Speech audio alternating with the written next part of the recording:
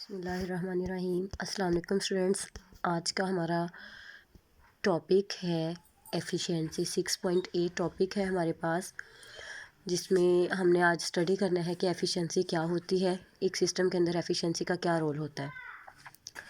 तो सबसे पहले आपको पता होना चाहिए कि एफिशिएंसी क्या है। एफिशिएंसी हमारे पास रेशो है, it is a ratio of required form of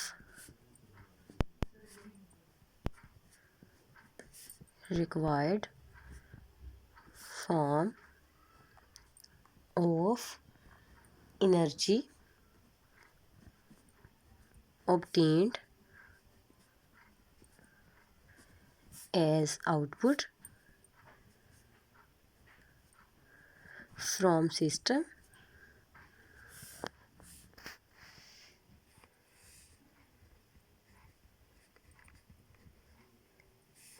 to the total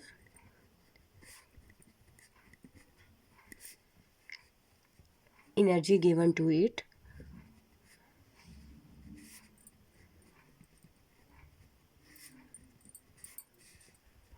as input।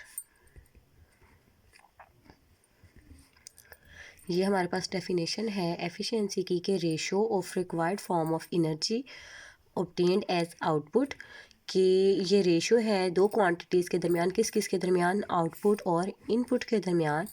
Output क्या है, energy obtained from the system, वो एनर्जी जो हम सिस्टम से हासिल करते हैं, to the total energy given to it.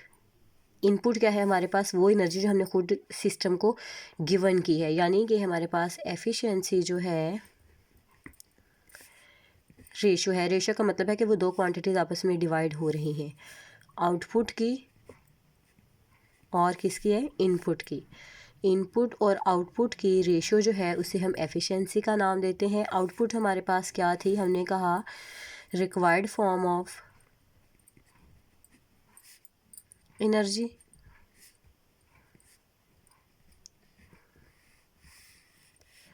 और इनपुट हमने कहा एनर्जी गिवन टू सिस्टम।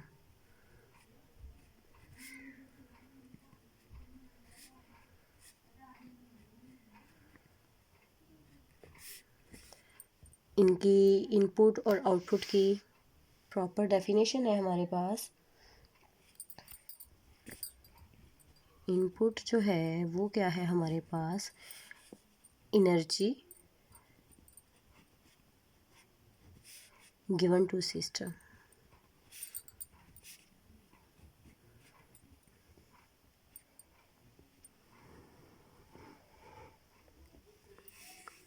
और आउटपुट हमारे पास क्या है, वर्क। बट ये हमारे पास क्या होता है, the work which is done by system.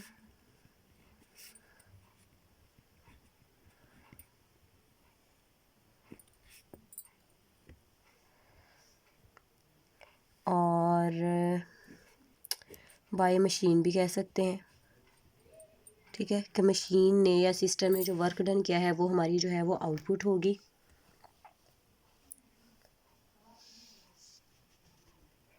Efficiency जो है वो अक्सर ही परसेंटेज में कैलकुलेट की जाती है, या आप कह सकते हैं कि एफिशिएंसी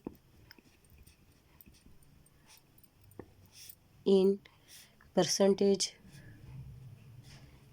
के मतलब हम बताते हैं कि इतने परसेंट हमारा वर्क हुआ या इतने परसेंट हमारी मशीन जो है वो वर्किंग कर रही है, तो हम क्या करते हैं, फिर एफिशिएंसी जब परसेंटेज में होती है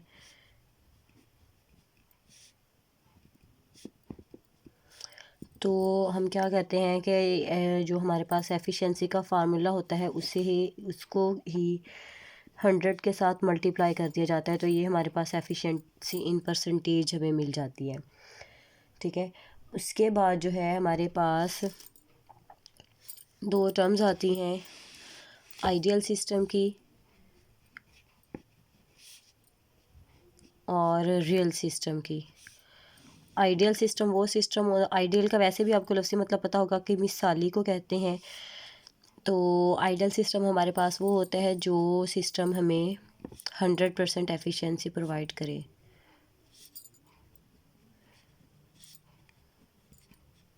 गिव्स 100% एफिशिएंसी।